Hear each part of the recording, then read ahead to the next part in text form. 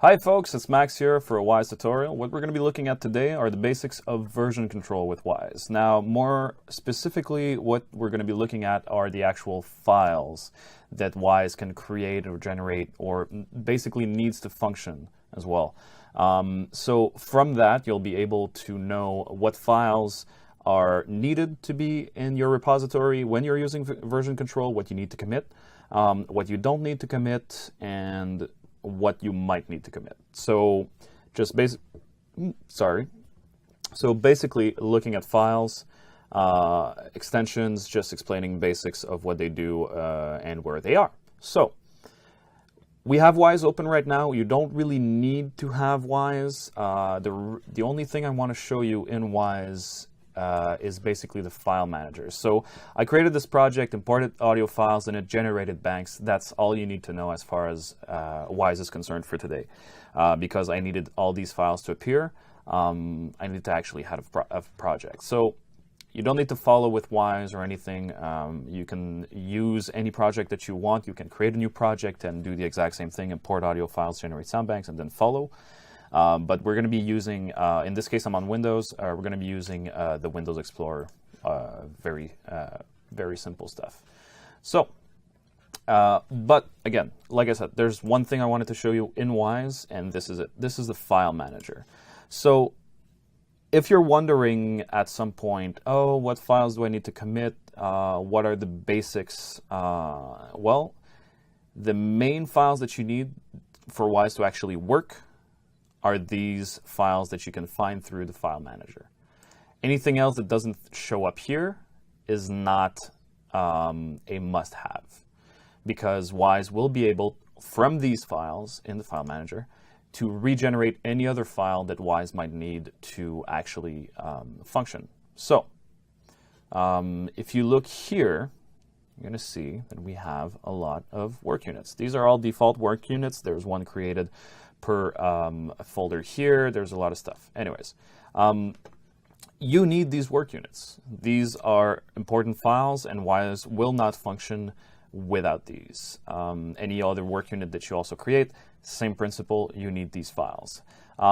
Second file that you need as a must-have to have in your version control is your project file, which is the .wproj extension. That's your project file. Basically holds a lot of information as well that you need so Wwise will actually work, your project. Then you go into source files. These are basically all the files that you have imported, or audio assets that Wwise needs to actually function.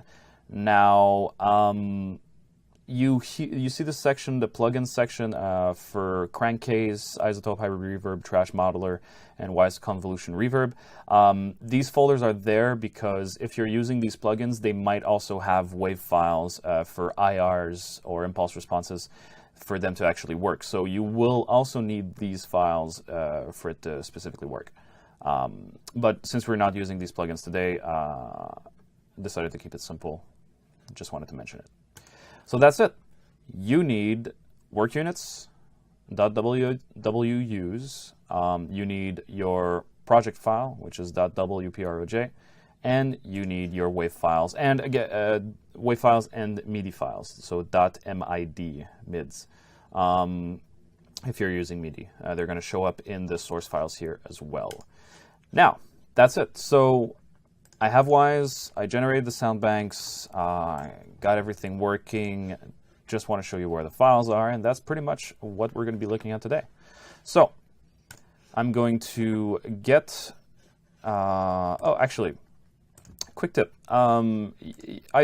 If you're on a sound bank here, it also applies with the actual Project Explorer here. You can do this here as well. You can right-click and do Open Containing Folder. If you don't, let's say, for example, know where your project is by heart and you just want to quickly go to it, then you do this. That's it. You can do it on a lot of things in Wwise, and it will make your life a lot easier than going to this PC, C, or whatever. And you might have shortcuts on the side, but you know, thought it would be interesting to know. So, I'm going to backtrack here to the main project folder. Going to grow this. All right, so let's look at the files that you must have. I'll just show you where they are in the project just quickly. Your project file is going to show up at the root of your project folder. Super simple. You're going to have your imported Webp files show up in the originals folder right here. Boom. So as you can see, you have Webp files and you have AKD files. I'm going to come back to those, but your Webp files, you can find them here. Some applies for when you import voice objects, or in the plugin section, like I told you, you might have your IRs here. Now, your work units, they're pretty much all over the place. Anywhere that needs some form of classification or whatever. Anyways, your actor mixer hierarchy, there's one. Attenuations, there's one. Audio devices, there's one. Controlled surface sessions, there's one. Anyways, I could go on. You get the gist of it. If I were to create one would show up. Let's say I go to sound banks and I create a new work unit and I call this, whatever. Let's call it whatever. Boom. All right, whatever. I'm going to save this, and then I go back to the folder, and then go to sound banks, and whoa, what do you know? Whatever showed up. So, you get the idea that you can find work units everywhere. When you do use source control, again, I'm showing you where the files are. It's not very important to know where they are. Maybe you might have at some point to go, and it's nice to know where exactly they are and what's being created when you do use Wwise. But normally when you do commit things, you just do it on the parent folder, and then the source control or version control software is going to parse the folder, see what's new, see what needs to be committed, what has been updated, what has been deleted, and it's just going to find the files for you. So basically, you just need to know what they do and their extensions to be able to set them apart. Now, moving on to what you might need. So if you go to, all right, so I generated sound banks. I have these work units here, but I want the generated sound banks. Now, the generated sound banks folder, if you're using Cube, for example, it might not exactly be there. Anyways, you can probably, you can search for it in the search window here. But basically, it should show up in your root folder exactly where it was, which is generated sound banks, that folder here. So here, anyways. Go to Windows. All right. So these are the files that represent my sound banks. Just have one here that is exactly the size of the bank. Now, I have a bunch of audio files. They were, associated with events. Events were put in the sound bank. I generated the bank. All the content went and was converted into the BNK file and, the text files, XML files that are associated with it. That's basically all you need if you do want to commit your sound banks. If you do want to commit your sound banks, it will probably be for a few reasons. Now, your engineer might tell you, I want the banks. I want the banks to be in the repo. Make sure you commit them when you finish your day. If your lead engineer or the engineer on your project that's in charge of that tells you to do that, then you might have to do it. If you want to have everybody on the project to not have to generate sound banks locally, if you're not committing them, you want to make sure that they have audio when they play the game, then yes, you might need to generate the sound banks so that anybody that's not an audio person and doesn't want to fiddle with anything or open the Wwise picker in Unity or Unreal and generate the sound banks in either engine, well, you can commit your banks and that's going to be it. But usually it can get troublesome if more than one person is on the project, one audio person, and they're all committed different banks and you're crushing each other and one is more recent than the other and you don't know which one to keep. That might create conflicts. It's up to you to figure out how you actually work that.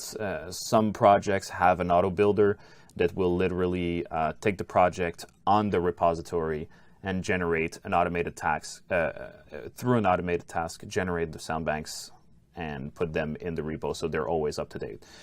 A lot of situations can change. Projects are all different, as we know, but it's possible that you might actually need them. And if you do commit them, you need the init bank, you need any other sound bank that was created. In this case, I created a main bank, that's how I called it, a plugin info XML, and the sound banks info XML. Now you see I have these files called WEMs here. Now I have them here, and if you look here, you might actually not actually have this folder. It might be hidden on your computer. If it is hidden, you can change the folder properties, and you can actually probably see it. But it's not very important because all of these WEM files, they were converted and put there locally so that I can go in Wwise, and once they are converted, I can listen to a sound file and then deselect and select the original button here to hear the converted version versus the original version. Now, to be able to do that without actually using the sound bank or decoding the sound bank, we actually have the files here. So they're basically reading these WEMs in real time. And you're basically hearing all of these. So now right. So you have the WEM files there, but the ones that we've seen in the generated soundbanks folder here, these files are basically because I have streamed audio. So I have a few audio files that, just for the sake of this tutorial, I set to stream right here. I have a few. Some are not streaming. Since I have that, Wwise needs that information to be sent with the project. So the files is outside of the bank. The file sets to stream, so it doesn't actually need to be decoded from the bank. It's read directly from the disk from that WEM file. So the WEM files, again, your engineer, you might be using an in-house engine and you have a specific integration with Wwise, or you modified the integration. Your engineer might literally say, like, yeah, I need the WEM files. It's possible. Again, if you don't commit them, it's not that big of a deal because you can regenerate them locally and you will never lose the WEM files. You can always regenerate them from your project file, work units, and original audio files, or all the audio files in your originals folder. And yeah, so that's basically it. And there are a few other files here that are considered like cache. So you have, well, you have the cache here, which is not important, but what I mean is you have the validation cache here and the W settings here. These are local files. These make sure that Wwise functions the way that you want it to function on the computer that you're using at that specific point in time. Hence why, as you see here, it has my username in the file. So when I create the folder, the project, it has that. So if you send that to another computer, it's possible that you may want to reuse your Wwise settings on another computer, but I highly don't recommend committing these files if you don't really need them. They're just going to cause probably conflicts and stuff like that. You don't want that to happen. Incremental soundbank data, that is basically the file that keeps track of what has changed from one soundbank generation to the other. So don't commit that either. And the validation cache is just cache information. You really don't need it to be sent to the repo. So that covers pretty much it. So just as a quick wrap up, you need your, oh, forgot, AKDs. If you go to your originals folder, like I said, we would have to go back to this. Right, AKDs, you don't need these at all. These are basically the equivalent of a peak file in Reaper, or I don't know what they call them in Reaper. I think it's peak files. I think Adobe Audition does the same thing. They create these super small files, like kilobytes in size, that help with the visual display of all the sounds. So, you know, I mean, I could literally, let's do this right now. So I delete the files. All right, they're gone.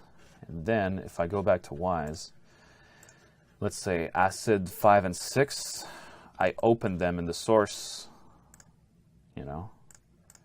Let's see, no, we'll do more than one. And then we go back. Oh, look, they're all back.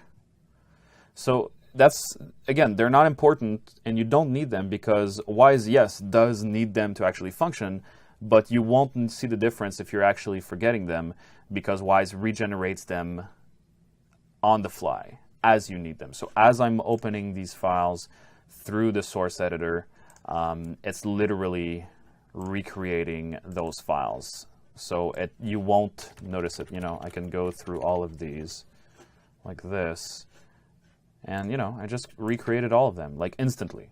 So don't bother with these. You can add them to an ignore list on your version control. You really don't need these. So yeah. All right. So that's it. We covered all the files. This is basically what you need.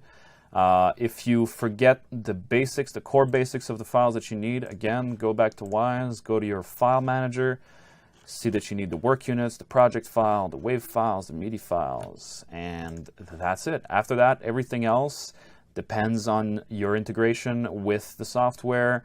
If you're using, you know, just basic stuff, you integrate it through the launcher, you didn't modify anything, your engineer says this is all, you know, vanilla stuff, and that's fine. You can use this video and you can commit exactly the files that I told you to. And that's basically it. All right, so thank you so much for watching, and I'll see you next time.